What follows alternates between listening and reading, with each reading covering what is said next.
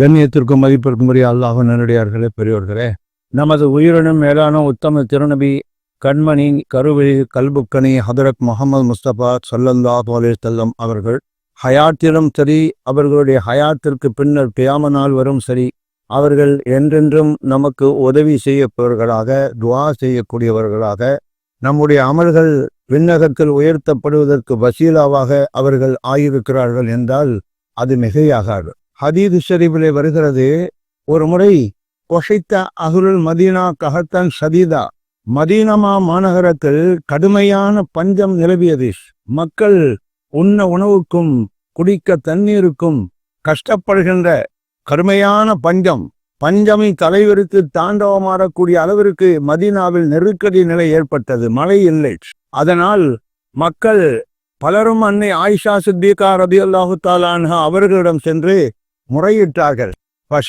இலா உம்மில் மோமினின் ஆயிஷா ரலியல்லாஹு தஆலா அன்ஹா, ஆயிஷா நாயகி அவங்களிடத்துல போய், அருமை தாயார் அவர்களே, நாயகியே, மழை இல்லை, மக்கள் கஷ்டப்படுகின்றார்கள், இதற்கு என்ன செய்வது, தாங்கள் ஒரு வழிவகை சொல்லுங்கள் என்று கேட்டபோது அன்னை ஆயிஷா சித்திகா ரலியல்லாஹு தஆலா அன்ஹா அவங்க சொன்னாங்க, நீங்க நேரா என்னுடைய வீட்டிற்கு போய், அதாவது ரசூல் ஸல்லல்லாஹு அலைஹி வஸல்லம் அவர்களுடைய ரவுதா ஷரீஃப் புனித கபரு என்னுடைய வீட்டிலே தானே இருக்கிறது. ஏன்னா ரசூலுல்லாஹ் வாழ்ந்தது ஆயிஷா நாயகியுடைய வீட்டில், அங்கேயே மறைந்து அங்கேயே வஃபாத்தாகி அங்கேயே அடக்கம் செய்யப்பட்டிருக்கிறார்கள். அதுதான் சொன்னாங்க, என்னுடைய வீட்டுக்கு போய் ரசூலுல்லாஹி ஸல்லல்லாஹு அலைஹி வஸல்லம் அவர்களுடைய கபருக்கும் வானத்திற்கும் இடையிலே, என்னுடைய வீட்டின் முகப்பிலே நீங்கள் ஓட்டை போட்டு வானத்திற்கும் கபருக்கும் இடையில் ஒரு இடைவெளியை ஏற்படுத்துங்கள் என்றால், பஜாலோ கோம் மெனல் இலத்தமா, வானத்திற்கும் கபருக்கும் இடையில் ஒரு ஓட்டை ஏற்படுத்த வேண்டும் என்று சொன்னார்கள். அவ்வளவுதான். அது மாதிரி சஹாபா பெருமக்கள் எல்லோரும் போய் ரசூல் ஸல்லல்லாஹு அலைஹி வஸல்லம் அவர்களை ஜியாரத் செய்துவிட்டு சலாம் சொல்லிவிட்டு, ரசூல் அவருடைய அந்த கபருக்கு நேராக இருக்கிற முகத்தை உடட்டி அதில் ஒரு ஓட்டையை போட்டாங்க. ஓட்டையை போட்டதுதான் தாமதம். வானம் பெருமானா ஸல்லல்லாஹு அலைஹி வஸல்லம் அவர்களுடைய புனிதமான கண்ணியத்திற்குரிய அந்த கபரை பார்த்ததும் கண்ணீர் வடித்தது. அந்த கண்ணீர் தான் மழையாக கொட்டு என்று உடனே கொட்டியது. ஹதீஸ் ஷரீஃபிலே பார்க்கிறோம், சஹாபா பெருமக்கள் சொல்கிறார்கள், அது முதல் பெய்த மழையின் காரணத்தினால் எங்களுடைய மதீனா பஞ்சம் நீங்கி அது செழிப்பானது. ஆடு மாடுகள் கொழுத்தன, இன்னும் பிற மிருகங்கள் கொழுத்தன. எந்த அளவுக்கு என்றால் அன்றைய வருடத்திற்கு பேரே ஆமுல் பத்தத், அதாவது வானம் பிளந்த வருடம் என்ற ஒரு சிறப்பு பட்டம் ஏற்பட்டது. வானம் கலந்துருச்சோன்னு நினைக்கக்கூடிய அளவிற்கு நல்ல அருமையான மழை தண்ணீர். அதே நேரத்துல அளவுக்கு அதிகமான மழையும் பொழியவில்லை, தேவைக்கு குறைவான மழையும் பொழியவில்லை. எந்த அளவிற்கு மதீனா மாநகரத்திற்கு தண்ணீர் தேவையோ அந்த அளவிற்கு தண்ணீர் கொட்டு என்று கொட்டியதான். இது ஹதீஸிலே நாம் பார்க்கிறோம். கண்ணியத்திற்குரிய பெருமக்களை, இப்ப நாம திண்டிக்கிறோம், மதீனா பஞ்சத்திலே அது சிக்கொன்று திணறுகிறது. இப்ப மழையை மக்கள் தேடுறாங்க. மழையை எப்படி அடைய முடியும்? இந்த பூமியில எங்க போய் தேடினாலும் மழை கிடைக்காது. மண்ணிலும் கிடைக்காது, மாளிகையிலும் கிடைக்காது. மழை என்பது வானத்திலிருந்து வர வேண்டும். ஒப்பித்தமா இருக்குமா தோன் அல்லாஹ் குர்ஆன்ல சொல்றான், உங்களுக்கு வேண்டிய உணவை நான் வானத்துல வச்சிருக்கிறேங்கிறான். மழையை வானத்துல வச்சிருக்கிறான். அந்த மழை பூமியில பொழிந்தாதான் இங்க உணவுகள் எல்லாம் வரும். அப்ப உணவின் மூலாதாரம் வானத்திலே இருக்கிறது. வானத்தில் நாம் சமாய்மா முபாரக்கா, வானத்திலிருந்து பொழிகின்ற அந்த மழை நீர் சாதாரண நீர் என்று நீங்கள் கருதாதீர்கள். அது தூய்மையானது, கலப்பட்டது, பரக்கத்தானது, ரஹமத்து நிறைந்தது என்று அல்லாஹ் ஜல்ல ஷஅனுஹு. அப்ப அப்படிப்பட்ட வானத்திற்கு போய் யாராவது மழையை கொண்டு வர முடியுமா? இந்த பூமியில எங்க போனாலும் மழையை கொண்டு வர முடியாது. அப்ப என்ன செய்யறது? அன்னை ஆயிஷா சித்திகா ரலியல்லாஹு தஆலா அன்ஹா அவங்க அறிவு குழந்தை, ரசூலுல்லாஹ்வுக்கு ரொம்ப நெருக்கமானவர். எனவே அவங்கள்ட்ட போய் முறையிட்டாங்க. ஆயிஷா நாயகியாவது மழை இல்லைன்னா நீங்க அல்லாஹ்ட்ட துஆ செய்யணும், என்னட்டையும் வர்றீங்கன்னு கேட்டாங்களா? கேட்கவும் இல்லை. அப்போ ஒரு கட்ட காலத்தில் நபிமார்கள், நல்லோர்கள், தாதாத்துமார்கள், தாலிகங்களை அணுகி நம்முடைய கட்டங்கள் நீங்குவதற்கு வழிவகை செய்யலாம் என்பதற்கு இந்த ஹதீஸிலே ஆதாரம் இருக்கிறது. இது தப்புன்னா தான் அன்னை ஆயிஷா ரலியல்லாஹு தஆலா அன்ஹா என்கிட்டலாம் வராதிங்க, போங்க போய் பள்ளியில போய் தொழுங்க அப்படின்னு சொல்லியிருப்பாங்களே. தங்கைக்குரிய பெருமக்களே, இப்போ அவங்க எங்க சொன்னாங்க? கருணை நபி ஸல்லல்லாஹு அலைஹி வஸல்லம் அவர்களுடைய கண்ணியத்துக்குரிய கபரு. அந்த கபரை பார்த்த உடனே இத்தனை ஆண்டுகளாக அவர்களை பார்க்க முடியாமல், அந்த தரிசனம் கிடைக்க முடியாமல் இருந்த வானம் என்ன செய்தது? கண்ணீரை அப்படியே மழையாக கொட்டியது. இதுதான் அசல்.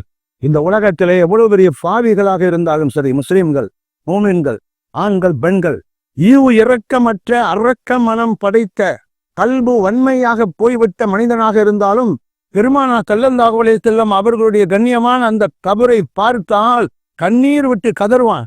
மதீனாவிலே நாம் பார்க்கிறோம். நான் மதீனாவிலே உம்ரா ஹஜ்ஜி தியானத்தை முடிச்சுட்டு வெளியே வரும்போது பார்த்தேன். அநேகமா அவர் ரஷ்யாக்காரன்னு நினைக்கிறேன். அவர் ரவுதாவுடைய மேலே இருக்கிற அந்த பச்சை குப்பாவை பார்த்துக்கிட்டு வயிற்றை பிடிச்சி அழுகிறார்.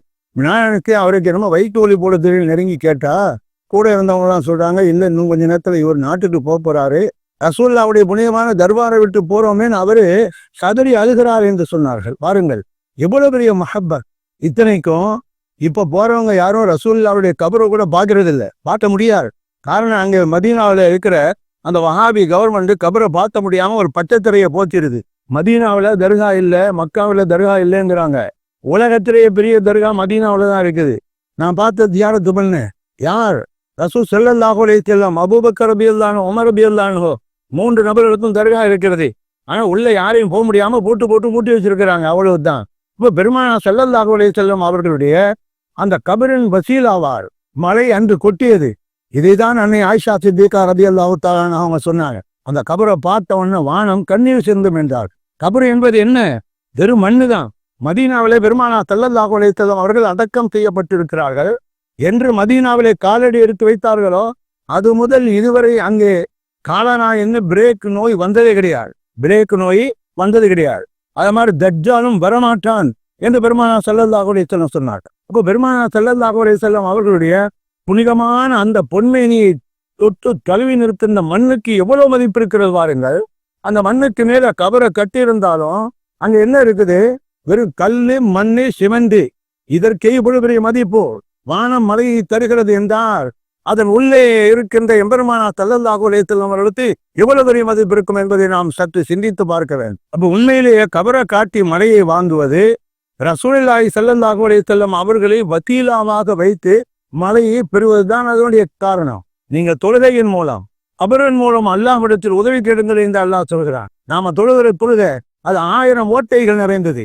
கையை கட்டினோன்னு உலகத்தில் உள்ள எல்லா சிந்தனைகளும் வருகின்றன. நபிமார்கள் நாதாத்தருடைய தொழுகை மாதிரி நம்முடைய தொழுகை தூய்மையானதாக இருப்பதில்லை. அப்படிப்பட்ட தொழுகையை வச்சு நீங்க என்னிடத்தில் உதவி தேடுங்கள் என்று அல்லாஹ் சொல்கிறான் என்றால், நபிமார்கள் வலிமார்களுடைய அந்த தர்பாரில் என்ன அவங்களுடைய வத்தீலாவத்தி, ஏன்னா அவங்க எல்லாம் அல்லாஹ்வால் கபூல் செய்யப்பட்டவர்கள். பெருமானார் ஸல்லல்லாஹு அலைஹி வஸல்லம் அவர்கள் எல்லா நபிமார்களுக்கும் தலைவராக இருக்கக்கூடிய அந்த நபிநாயகம் ஸல்லல்லாஹு அலைஹி வஸல்லம் அவர்களை வத்தீலா தேடலாம். அவங்களுடைய ஹயாத்திலும் தேடலாம், ஹயாத்துக்கு பின்னர் மௌத்துக்கு பிறகும் வத்தீலா தேடலாம் என்பது இது காட்டுகிறது. அது மாத்திரமல்ல, இப்போது அந்த கபர் ஷரீஃப் இருக்கிறது, ரசூலுல்லாஹ்வுடைய புனிதமான ரவுலா, மக்கள் படுகின்ற கஷ்டத்தை அது நீக்கி மலையை கொண்டு வந்தது. அப்ப நபிமார்களுடைய கபர்கள் சாதாரண கபர்கள் கிடையாது. அது தாத்தியுல் பலா, முக்கில் குஷா, மனிதனுக்கு வரக்கூடிய அனைத்து ஆபத்துகளையும் அது நீக்க வல்லது, கிரமங்களை சீர் செய்ய வல்லது என்பது இந்த ஹதீஸிலிருந்து தெரிகிறது. அல்லாஹ் குர்ஆன்ல சொல்லலையா? யாக்கூப் அலைஹிஸ்ஸலாம் மேல போட்ட ஒரு சட்டை யூசுப் அலைஹிஸ்ஸலாம் மேல இருந்தது. அந்த சட்டையை கொடுத்து விட்டாங்க.